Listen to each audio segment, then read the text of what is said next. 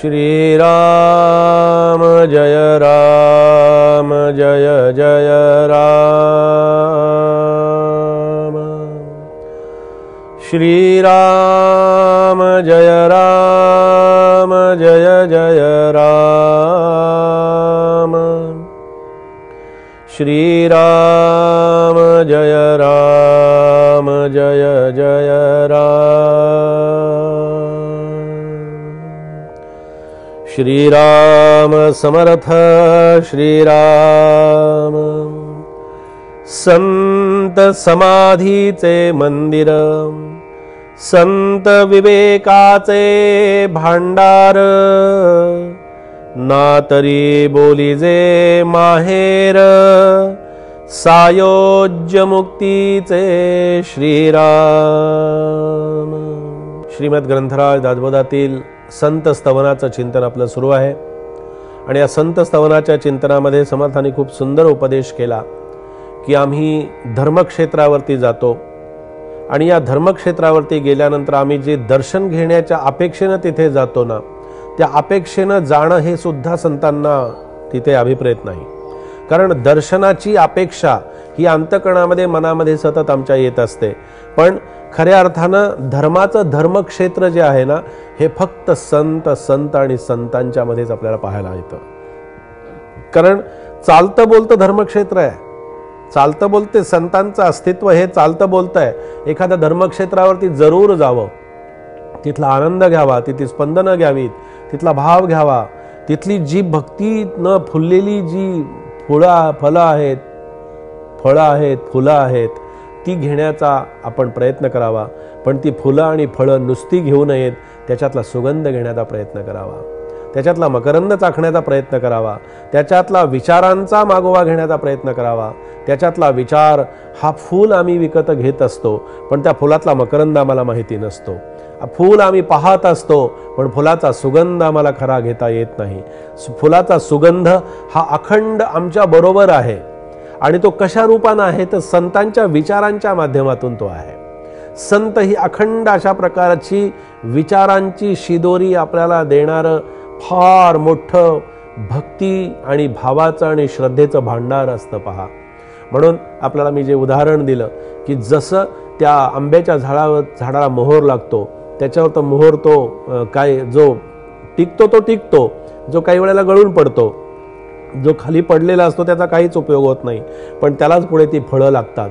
फळं लागल्यानंतर सुद्धा ते फळ, जी काही फळं राहायची तेवढीच फक्त झाडावरती ती फळं राहतात, पण काही फळं झाडावरून आपोआप खाली गळूनही पडतात। त्यांचं काही झाडाला ओझं होतं का तर ओझं होत नसतं, पण त्यांना त्या झाडावरती आणि वृक्षावरती राहण्याचा आनंद जो आहे तो घेण्याचं सद्भाग्य त्यांच्या जीवनामध्ये आहे। फळ सुद्धा झाडावरती राहणं ही सुद्धा संत कृपा आहे, हा सुद्धा संतांचा आशीर्वाद आहे। आमच्या जीवनामध्ये काय मिळावं आणि आमच्या जीवनामध्ये काय मिळवावं या दोन्ही गोष्टींचा सुमधुर समन्वय जर आम्हाला कुठे पाहायला आणि अभ्यासाला मिळत असेल तो फक्त संतांच्या जीवनामध्ये मिळतो। समर्थांनी तर खूप मोठं वेगळंपण आपल्या समोर ठेवलं।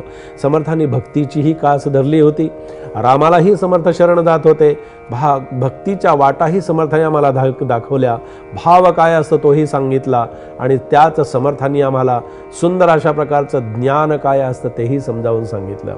म्हणून तर ही ज्ञानाची भक्ती, ज्ञान आणि वैराग्यानं भरलेलं नटलेला दासबोध हे आमच्या जीवनाचं सार आहे, हे आमच्या जीवनाचं खरं अमृत आहे, हे आमच्या जीवनाची खरी समृद्धी आहे।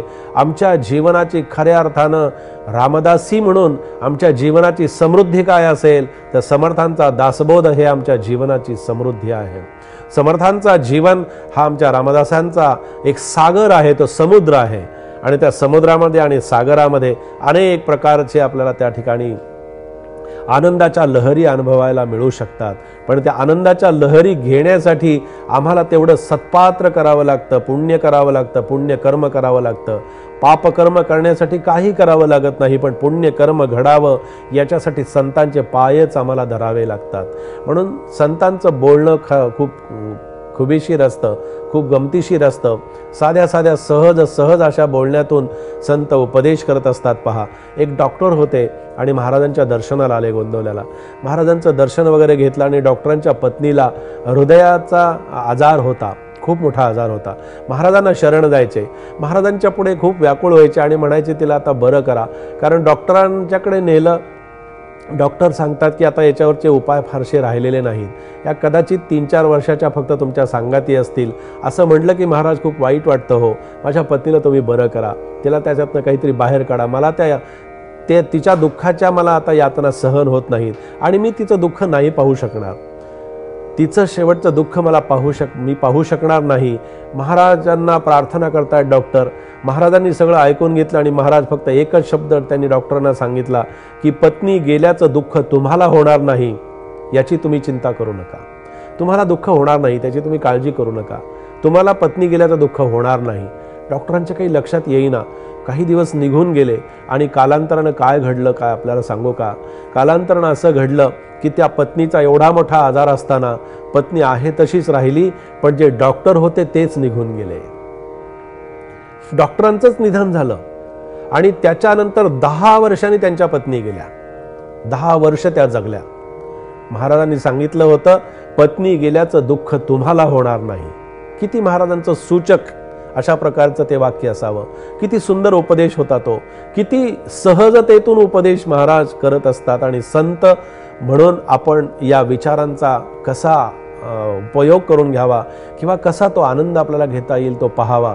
कारण संतांचा सहज बोलणे हित उपदेश अशा प्रकारचा उपदेश त्यांचा असतो आणि त्याच उपदेशाची सुंदर अशा प्रकारची प्रचिती ही समर्थ विचारांच्या मधून आणि या संतांच्या विचारांच्या मधून आपल्याला अनुभवता यावी, हेच समर्थांचं सांगणं या चिंतनाच्या माध्यमातून आज आपण इथे श्रवण केलेलं आहे.